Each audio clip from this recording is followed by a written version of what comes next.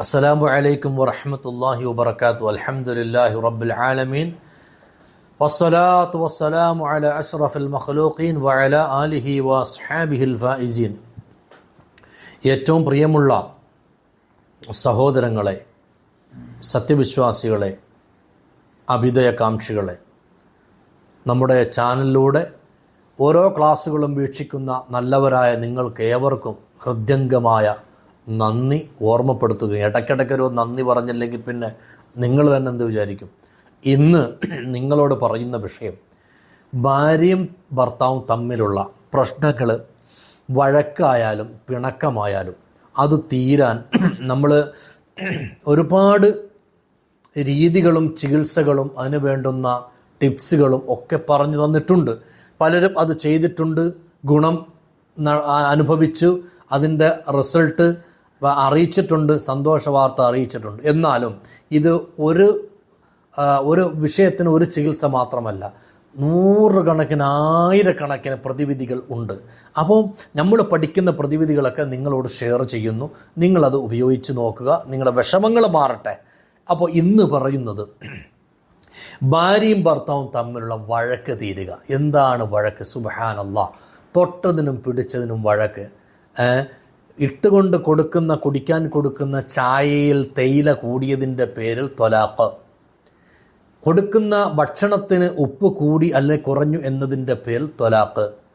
അങ്ങനെ ചെറിയ ചെറിയ കാര്യങ്ങൾക്ക്, ഉറങ്ങാൻ കിടക്കുന്ന സമയത്ത് കരയുന്ന കുഞ്ഞിനെ പോയി എടുത്ത് പെട്ടെന്ന് പാല് കൊടുത്ത ഭാര്യയോട് കോപിഷ്ഠനായി വീട്ടിൽ നിന്നും ഇറങ്ങിപ്പോകുന്ന ഭർത്താവ്, ഇങ്ങനെ ചെറിയ തുമ്മിയാൽ തെറിക്കുന്ന മൂക്ക് എന്ന് പറയുന്നത് പോലെ തൊട്ടതിനും പിടിച്ചതിനും ചെറിയ ചെറിയ കാര്യങ്ങൾക്ക് വലിയ വലിയ വഴക്കുകളിലേക്ക് പോകുന്ന ഭാര്യ ഭർത്താക്കന്മാരുടെ വിഷയം. സത്യത്തിൽ നമ്മളിവിടെയൊക്കെ ചെയ്യേണ്ട ഒരു വിഷയം, ഞാൻ എൻ്റെ PM വാട്സാപ്പിൽ പേഴ്സണൽ മെസ്സേജ് അയക്കുന്നവരോട് ഞാൻ പറയുന്നൊരു കാര്യം, നിങ്ങൾ ഒരു കാരണവശാലും ഈ ഒരു വിഷയത്തെ ഗൗരവമായി എടുക്കരുത്. കാരണം ഇതൊരു 60, 70, 80 വർഷം വരെയുള്ളൂ മാക്സിമം. ഇത് കഴിഞ്ഞാൽ നമ്മൾ വേറെ ലോകത്ത് പോകുന്നുണ്ട്. അവിടെയാണ് അടിയും വഴക്കും എല്ലാം തുടങ്ങാനുള്ളത്. അവിടെയാണ് നമ്മൾ പ്രതീക്ഷിക്കാത്ത ശിക്ഷകളൊക്കെ കിട്ടാൻ പോകുന്നത്. അപ്പോൾ ഇവിടെ നമ്മൾ ചെയ്യേണ്ടത്, ഈ മനസ്സാകുന്ന മാണിക്യ കൊട്ടാരത്തിൽ ആരെയും കയറ്റരുത്. ഭാര്യയെ കയറ്റരുത്, ഭാര്യ ഭർത്താവിനെയും കയറ്റരുത്, ആരെയും കയറ്റരുത്. അള്ളാഹുവിനെ മാത്രം കയറ്റുക. ബാക്കിയെല്ലാം നിഴലുകളാണെന്ന് സങ്കല്പിക്കുക. ഭാര്യ ആരാണ്? നിഴലാണ്.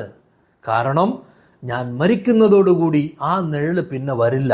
അഥവാ വന്നാലും വീട്ടിൻ്റെ ഉമ്മറപ്പടി വന്ന് നിന്നിട്ട് ആയി ബൈ ബൈ കഴിഞ്ഞു, ഇത്രയേ ഉള്ളൂ. അപ്പം അതുകൊണ്ട് ഇതെല്ലാം നിഴലുകളാണ്. മക്കൾ നിഴലുകളാണ്, സുഹൃത്തുക്കൾ നിഴലുകളാണ്. പക്ഷേ നിഴലല്ലാതെ എപ്പോഴും അവസാനം വരെയും മണ്ണോട് മണ്ണ് ചേരുമ്പോഴും നമ്മളോടൊപ്പം നിഴലല്ലാതെ നിൽക്കേണ്ടുന്ന ഒന്നാണ് അല്ലാഹു തആല. ആ അള്ളാഹുവിനെ മാത്രം മനസ്സിൽ ഉള്ളിലാക്കിക്കൊണ്ട് ബാക്കി എല്ലാത്തിനും പുറത്തു കളയുക. എല്ലാ ബന്ധങ്ങളെയും എല്ലാ ബന്ധുക്കളെയും മനസ്സിൻ്റെ പുറത്ത് കളയുക. കാണുമ്പോൾ ചിരിക്കുക, സന്തോഷിക്കുക, സഹായിക്കുക, കൂടിയിരിക്കുക, തമാശ പറയുക, ഒക്കെ ശരിയാണ്. നിങ്ങൾ നിഴലുകളാണ് എന്ന ബോധത്തോടു കൂടി നമ്മൾ അങ്ങനെ മുമ്പോട്ട് പോയാൽ നമ്മുടെ മനസ്സിനകത്ത് എന്തില്ല? ടെൻഷനില്ല, പ്രശ്നമില്ല. ഒരാൾ നമ്മളോട് എന്തെങ്കിലും പിണങ്ങുന്ന പണി ചെയ്താൽ നമുക്കെന്തുണ്ടാവില്ല? ദേഷ്യം ഉണ്ടാവില്ല. കാരണം എന്താ? മനസ്സിലില്ല. മറിച്ച് മനസ്സിൽ വെച്ചാലുള്ള കുഴപ്പം എന്താ? മനസ്സിൽ ഏതൊന്നിനെയാണോ പ്രതിഷ്ഠിക്കുന്നത് അതിനെന്തെങ്കിലും സംഭവിച്ചാൽ നമുക്ക് വേദന ഉണ്ടാകും, വിഷമം ഉണ്ടാകും. അതുകൊണ്ടാണ് നമ്മുടെ മനസ്സിലേക്ക് നമ്മളിൽപ്പെട്ട ഒരാളെ നല്ലതുപോലെ മനസ്സിനകത്ത് രൂഢമൂലമാക്കി അദ്ദേഹം മരിച്ചു കഴിഞ്ഞാൽ താങ്ങാൻ കഴിയില്ല. അതിൻ്റെ ആവശ്യമില്ല. കാരണം ജനനവും മരണവും നിർബന്ധമാണ്. ഫർള് എല്ലാവർക്കും, ഒരാളെയും അതിൽ നിന്ന് ഒഴിവാക്കിയിട്ടില്ല. അങ്ങനെ ഒഴിവാക്കണമായിരുന്നുവെങ്കിൽ ഈ ലോകം എന്താണെന്ന് നമുക്ക് പഠിപ്പിച്ചു തന്ന മുത്തുനബി സല്ലല്ലാഹു അലൈഹി വസല്ലം തങ്ങൾ ഒഴിവാക്കണമായിരുന്നു. അപ്പോൾ അതുകൊണ്ട് ഞാൻ ഈ പറഞ്ഞു വരുന്ന വിഷയം, ഏതായാലും ഇനിയുള്ള ഇന്നു മുതലുള്ള നിങ്ങളുടെ ഈ ക്ലാസ് കേട്ട് കഴിഞ്ഞ് നിങ്ങൾ നിങ്ങളുടെ മനസ്സിൽ എന്ത് ചെയ്യരുത്, ആരെയും പ്രതിഷ്ഠിക്കരുത്. പ്രതിഷ്ഠ അള്ളാഹുവിന് മാത്രം, അള്ളാഹ് എന്ന ചിന്ത മാത്രം കൽബിൽ കൊടുക്കുക.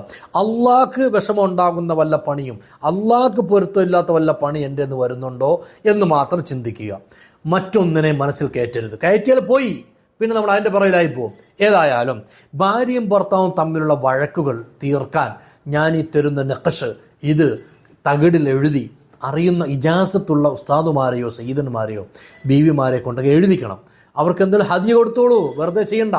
എന്നിട്ട് ഇത് വാങ്ങി കയ്യിൽ വെച്ചോളൂ. അത് ഈ 16 കള്ളികൾ വരുന്ന 4 കള്ളികൾ താഴ്ഭാഗത്തേക്കും വലത്തുനിടത്തേക്കും വരുന്ന കള്ളി.